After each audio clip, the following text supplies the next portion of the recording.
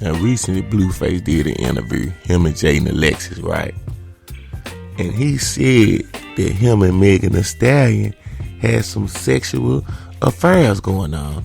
Now, we already know that Megan Thee Stallion had that issue with Tory Lane. And Tory Lane got his ass locked up doing time for pulling out a gun and shooting her in the feet. Now, one thing about niggas, we know niggas will lie about the coochie they got. But I believe this young brother. I believe BLUEface might have got some head, like he said. He basically saying that they exchanged head. Yeah. BLUEface pulled up the old George Washington cherry tree defense when he was confronted about his mom wanting to set him up with Megan Thee Stallion. And in the process, he let it slip that they once were a thing. The man said, "Look, you want me to lie? Been there and done that." That's what he said on the Jason Lee show. Now, he ain't said if they slept together. He just said that they engaged in some thought shit. Basically, there was some sexual favors going on. So it seemed like they might have 69 or some shit, but didn't actually have sex, which we know that's bullshit. If y'all sucked on each other, then you stuck it in. Come on. One thing about it, when you're having oral, you get turned on where you got to go all the way. Now, BLUEface claims the Stallion went down on him about 5 years ago when him and Megan were in the 2019 XXL Freshman magazine together. And he seemed to be in disbelief Jason considered their alleged hookup a scoop. Now, meanwhile, Jaden was looking at BLUEface uncomfortably. This is BLUEface baby mama. Now, he's saying all this at an interview with his baby mama. And she looking at him like, "What the fuck, nigga? You doing this? Really? Like, come on." But she gonna sit there and take it because they are a toxic ass couple. And this is what they do. Cause controversy and say crazy shit. Then they brought up Coyle Ray's name. And the man said the same shit. Been there, done that. Now, I ain't gonna lie, I believe that. I believe that in the entertainment industry, rich people will fuck and go their separate ways. You gotta think about it. Everybody got money. We living life. Shit is going well. That shit gonna happen. You can't knock and hate on them. People fuck and meet each other at parties and bars and clubs on the weekend.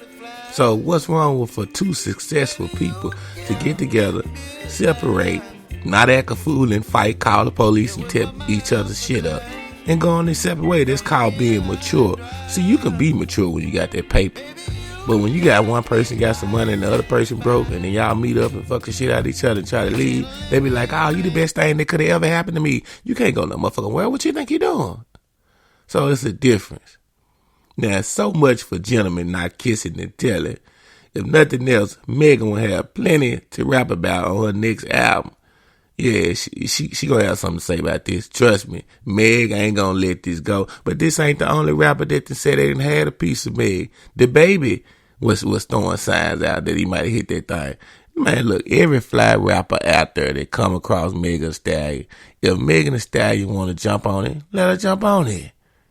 Now, I'm going to let y'all hear what BLUEface said. What I think about it, it was a clout reach. Yeah, I mean, clout reach went backwards. Like, it's cool. I already been there and done that. Been there and done what? Exactly. Next question. You slept with Megan? Jason. Had to get the audio clear. There we go. What did you think about his mom wanting to hook him up with Megan Thee Stallion? What I think about it, it was a clout reach. Mm-hmm. Yeah, I mean, clout reach went backwards. Like, it's cool. I already been there and done that. Been there and done what? Exactly. Next question. You slept with Megan? Jason, I didn't say that. Look at me. Are you saying you slept with Megan Thee Stallion? Didn't say that. Did he sleep with Megan Thee Stallion? I don't know, but it will really give me an insight if he do. If he did, let me know something. You said been there, done that. It's all right. Okay. I might have got some head. What I tell you, he said, I might have got some head. He got some head. It's all right, brother.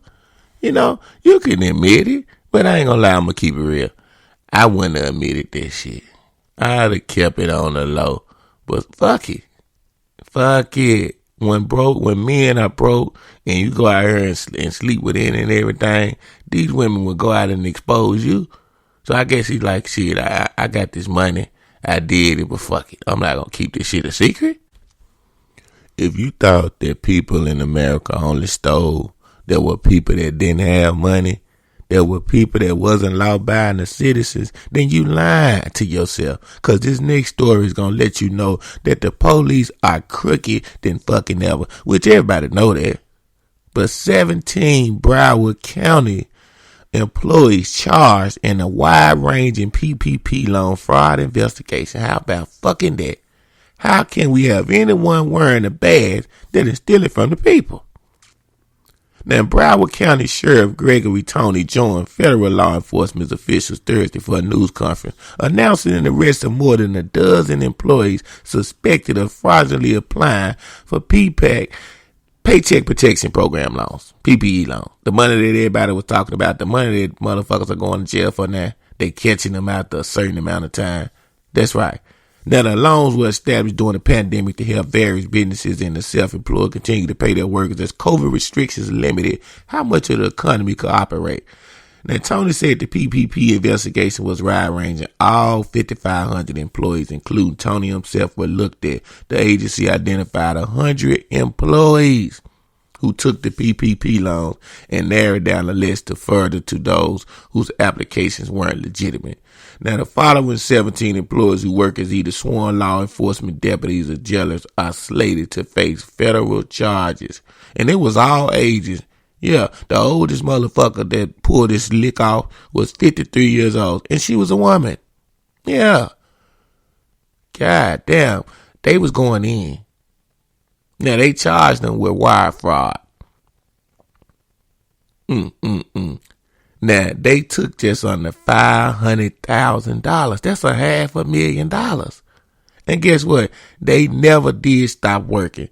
Out of everybody that stopped working, we know the police was the last motherfuckers to stop. So why would they take out a loan? Because they ain't shit. The same reason why they'll pull you over in a traffic stop and get aggressive and talk crazy to you instead of pulling over a motherfucker with a gun and doing some real crime. That's why. Ain't this a bitch? Now, they say they haven't been able to find the coordination, right? So, all of the employees charged are in the process of being fired. But this the excuse they use what's taking so long, right?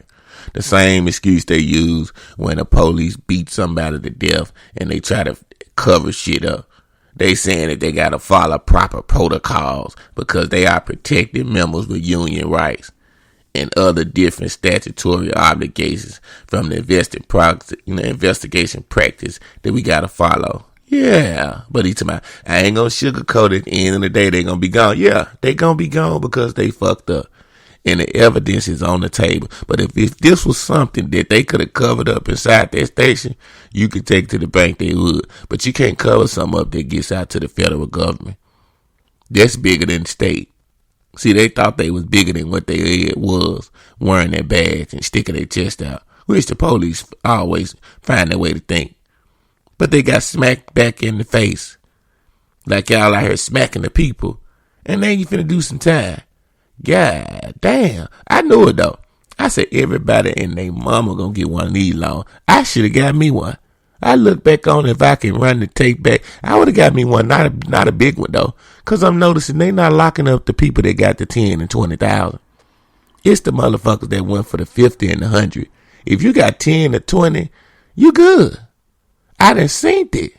I know motherfuckers that was broke didn't have shit. And they broke now, I'm just saying. But at that time, they was riding new cars. Yeah. Riding new cars like it was going out of style. That's why we got all these regular ass kills and infinities on the street now. Cause the PPE loan changed all the broke people's lives just for 30 or 40 days. Enough to get them a car. Yeah. Everybody was riding and act like they was getting money out here. And everybody back down to reality. Moral of the story, the police are still too. Speaking of police, California man was charged with 376 pounds of marijuana seized in Mississippi. Now, a traffic stop led to a major bust in Mississippi early Saturday morning. The city of Olive Branch said Officer Ethan Mallet seized 376 pounds of that good shit. Damn! Why they couldn't just throw it up in the air and let it disperse everywhere? I mean, all that good marijuana is gone down the drain. They know weed ain't killing and hurting nobody, but they like, look here, if you ain't paying taxes or opening up a dispensary, we taking your shit. Now, the Olive Branch police said the driver, 35-year-old Varuzan Arabadahan of Van Nuys, California, was pulled over for careless driving. That's bullshit. Let me tell you something about these streets and when you're hustling. If he got pulled over in Mississippi and made it all the way from California here, he was policed and snitched on. Whoever he's dealing with, whoever he's connected with, somebody told on his ass. And they let him made it all the way back with the shit before they busted him. That's how it go. Yeah, 9 times out of 10, he probably was dealing with one of these young hustling niggas that act like they tough, carrying the extended clip and the gun and telling on everything. Yeah, these young street dudes you think so tough, soon as the police pull them over, they talking. They tell everything. Now, police said he was arrested and charged for trafficking controlled substance, and he's being held on a $1 million bond. Oh, man, I take that. If you got $1 million worth of weed and all your bond is $1 million, man, that man got that sitting around like that ain't nothing. Now, let me show you something, right? You got to be smart when you doing shit like this, what these people doing. People that transport this kind of weed, this amount, money is not an issue. It's not. They make so much money till they're prepared for a bus. A bus is like them throwing away some shit, some trash that they don't need. They got so much of this shit. I mean, this shit is constantly going on. But I can't believe $975,000 street value. I wonder what kind of flavors that he had. He probably had that kush, that lemon kush. Oh man, that peanut butter and grape jelly. All flavors of that good shit is now gone to waste. Damn. Only in this country that you can get busted with 375 pounds and your bond is just $1 million. Only in this country can you be a police officer and get a PPE loan, work and steal for the people. Only in America. Until the next time, until the next episode, do something with yourself, do something with your life. You just might be somebody one day, nigga.